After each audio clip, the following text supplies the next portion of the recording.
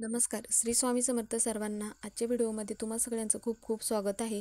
स्वामी तुम्हा सगळ्यांना कायम सुखी ठेवो ही स्वामीचरणी प्रार्थना करते आणि आजच्या व्हिडिओला सुरुवात करते. तर आजचा व्हिडिओ असा आहे की आता उद्या आहे शुक्रवार, तर उद्या आहे अपरा एकादशी. आता एकादशी कोणतीही असेल त्यावेळेस आपण जरी उपवास नाही केला तरीही चालेल, पण आपल्याला काही सेवा उपाय करणे हे तेवढेच महत्त्वाचे आहे. आता आपली एखादी कठीण इच्छा आहे, ती इच्छा पूर्ण होत नाही. आपण खूप ती इच्छा पूर्ण होण्यासाठी खूप प्रयत्न करत आहोत. सतत त्यामध्ये काय ना काय अडचणी अडथळे येत आहेत. आपण ती जी इच्छा आहे ती पूर्ण होण्यासाठी प्रयत्न करून करून थकलो आहोत, तरी पण ती इच्छा पूर्ण होत नाही. तर मग त्यावेळेस आपल्याला एकादशी असल्यामुळे आपल्याला तांदूळ अर्पण करायचे आहेत मूठभर. तर तांदळाचा कसा उपाय करायचा आहे त्याबद्दलची माहिती आपण आजच्या व्हिडिओमध्ये घेणार आहोत. तर व्हिडिओ शेवटपर्यंत नक्की बघा. व्हिडिओ आवडला तर व्हिडिओला लाईक करा. चॅनलवर नवीन असाल तर चॅनलला सबस्क्राईब करा. आता ही जी एकादशी आहे तर 2025मध्ये ही जी एकादशी आहे अपरा एकादशीला अनेक शुभयोग तयार होत आहेत. तर मग आज जो शुक्रवारी एकादशी असल्यामुळे भगवान विष्णूंनी माता लक्ष्मीची एकत्र आपण पूजा केल्याने जे कोणी भक्त आहेत, म्हणजेच की भगवान विष्णू आणि माता लक्ष्मीचे, तर मग एकत्र पूजा केल्यामुळे त्या भक्तांनी विष्णू आणि माता लक्ष्मीची एकत्र पूजा केल्यानंतर त्या भक्तांना दुहेरी लाभ होईल. आणि पूजा दान केल्यामुळे आजच्या दिवशी जे कोणते भक्त आहे त्या भक्तांना भगवान विष्णूंमुळे सुख समृद्धी प्राप्त होते आणि पापांपासून मुक्ती मिळते. आणि त्यानंतर काय करायचं आहे, सकाळी लवकर उठल्यानंतर आपण ज्यावेळेस उठून सकाळी लवकर स्नान करत असतो, तर त्यावेळेस स्नान करून झाल्यानंतर सूर्यदेवाला आपल्याला जल अर्पण करायचं आहे. जल अर्पण करून झाल्यानंतर आपण ज्यावेळेस देवपूजा वगैरे करतो, तर त्या अगोदर आपल्याला उंबरठ्याला हळदीचं लेपन करायचं आहे. आणि जिथे आपलं तुळशी वृंदावन आहे तर तुळशी वृंदावन स्वच्छ करायचं आहे. आणि तुळशी मातेपुढं एखादी छोटीशी रांगोळी काढायची आहे आणि त्या रांगोळीमध्ये रंग भरा किंवा तुम्ही हळदी कुंकू टाकलात तरीही चालेल. आणि तुळशी मातेला एक दिवा प्रज्वलित करा. आणि कारण की तुळशी मातेची आजच्या दिवशी पूजा म्हणजेच की तुळशी मातेला जल अर्पण करत नाहीत, कारण की कोणत्याही एकादशीच्या दिवशी तुळशी मातेचा हा उपवास असतो. म्हणून मग तुळशी मातेला जल अर्पण करत नाही आणि तुळशी मातेचे पानही तोडत नाही. आता ज्यावेळेस आपण भगवान विष्णूंना नैवेद्य अर्पण करतो त्यावेळेस तर तुळशी मातेचं पान असल्याशिवाय नैवेद्य पूर्ण होत नाही. मग एखादं खाली पडलेलं पान घ्यायचं आहे किंवा मग आदल्या दिवशी तोडलात तरीही चालेल. तर मग आपल्याला जो हा तांदळाचा उपाय करायचा आहे, तर तांदूळ जे आहे तर हे तांदूळ अतिशय पवित्र धान्य मानले जाते. कारण की आपण कोणतीही पूजा म्हणा, कोणतेही शुभ कार्य करत असताना आपल्याकडे तांदळाचा वापर केला जातो. कोणतेही आपण नवीन काम करत असताना किंवा आपल्याला कोणत्याही कामामध्ये यश मिळत नसेल किंवा आपली कोणतीही इच्छा पूर्ण होत नसेल, तर तेव्हा मग आपण हा उपाय आवर्जून करायचा आहे. ज्यामुळे आपली जी पण कोणती इच्छा आहे ती इच्छा मग भगवान विष्णू नक्की पूर्ण करतील.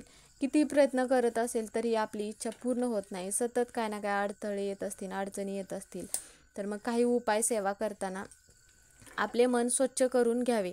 म्हणजेच की मग त्यासाठी काय करायचं आहे की आता सगळीकडे घरामध्ये गंगाजल शिंपडायचं आहे. आणि मग त्यानंतर काय करायचं आहे की आपण देवपूजा करून घ्यायची आहे. देवपूजा करून झाल्यानंतर हा उपाय आपल्याला सकाळी करायचा आहे. आता जर तुम्हाला सकाळी करणं शक्य झालं नसेल तर तुम्ही संध्याकाळी पण हा उपाय केलात तरी पण चालेल. मग त्यासाठी आपल्याला काय करायचं आहे, देवपूजा करून झाल्यानंतर एक आपल्याला मूठभर तांदूळ घ्यायचे आहे. आता आपण जे तांदूळ घेणार आहे तर ते तांदूळ आपल्याला अखंड घ्यायचे आहे, असे अर्धे तुटलेले वगैरे न घेता. आता कोणतीही सेवा उपाय करत असताना त्या वस्तू आपण चांगल्या वापरल्या किंवा मनोभावे सेवा केली तर त्याचं फळ आपल्याला मनोभावे नक्की मिळतं.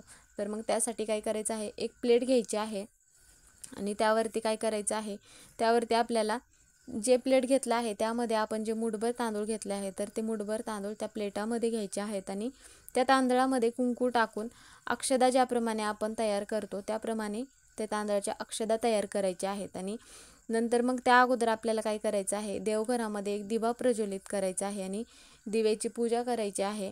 आणि देवपूजेमध्ये जे आपण वस्त्र, लाल वस्त्र वापरतो किंवा देवांचे जे वस्त्र असतात त्यामधलंच एखादं छोटंसं आपल्याला वस्त्र घ्यायचं आहे.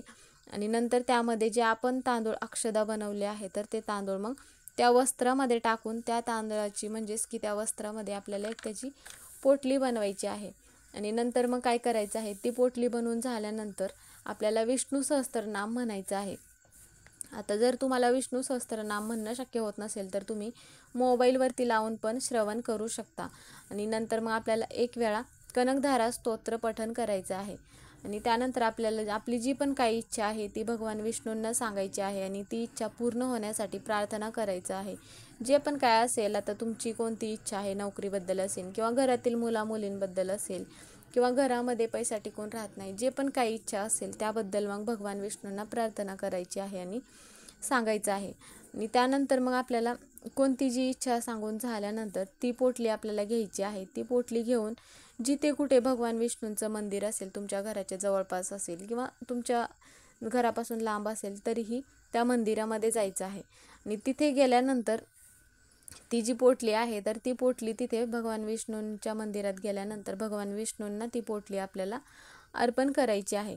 आता जर भगवान विष्णूंचं मंदिर नसेल तर मग विठ्ठल रुक्मिणीचं जरी मंदिर असेल तर त्या मंदिरामध्ये जायचं आहे आणि तिथे गेल्यानंतर पण ती पोटली अर्पण करायची आहे. जात असताना पिवळ्या रंगाची फुलं किंवा जे पण काय पिवळ्या रंगाचं फळ असेल ते सोबत घेऊन जायचं आहे. फळ म्हणा किंवा फूल म्हणा, तुम्ही अर्पण करा आणि त्यानंतर ती जी पोटली आहे तर तिथे अर्पण करायचं आहे. अर्पण करून झाल्यानंतर आपली जी पण काही इच्छा आहे त्याबद्दल सांगायचं आहे आणि प्रार्थना करायची आहे. म्हणून मग आजच्या दिवशी हा जो उपाय आहे तांदळाचा, मुठभर तांदळाचा, तर तो हा उपाय आवर्जून करायचा आहे. ज्यामुळे काय होईल की आपली कोणतीही कठीण इच्छा असेल तर ती इच्छा भगवान विष्णू पूर्ण करतात. म्हणून मग एकादशीच्या दिवशी, आपण जरी एकादशीच्या दिवशी उपवास जरी केला नसेल तरी पण हा उपाय तुम्ही आवर्जून करू शकता. आता ज्या महिलांना मासिक धर्म नसेल तर त्या महिलांनीच हा उपाय करायचा आहे.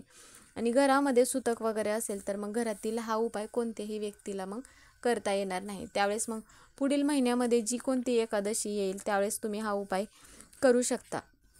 तर मग त्याचप्रमाणे आजच्या दिवशी आपल्याला तुळशी मातेला संध्याकाळी दिवा प्रज्वलित करायचा आहे. कारण की तुळशी माता ही माता लक्ष्मीचं एक रूप आहे. म्हणून मग आजच्या दिवशी आपण तुळशी मातेची पण सेवा केल्यामुळे आपल्या घरामध्ये कधीच कोणत्या गोष्टींची कमतरता भासत नाही. आपण दररोज तर तुळशी मातेची पूजा करतोच, पण एकादशीच्या दिवशी आवर्जून तुळशी मातेला शुद्ध तुपाचा दिवा प्रज्वलित करायचा आहे. आता जर तुमच्याकडे तूप नसेल तर तुम्ही तिळाचा किंवा मोहरीच्या तेलाचा पण दिवा लावू शकता.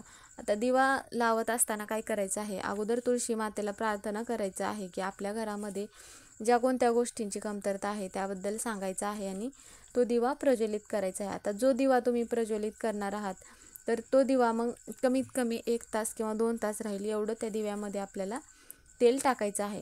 आणि नंतर काय करायचं आहे की तुळशी मातेला 11 प्रदक्षिणा घालायच्या आहेत. आता हा दिवा तुम्हाला संध्याकाळी प्रज्वलित करणं शक्य झालं नसेल तर तुम्ही सकाळी पण हा दिवा प्रज्वलित करू शकता. आणि प्रदक्षिणा घालत असताना ओम नमो भगवते वासुदेवाय नमः असा मंत्र म्हणत मग आपल्याला प्रदक्षिणा घालायच्या आहेत.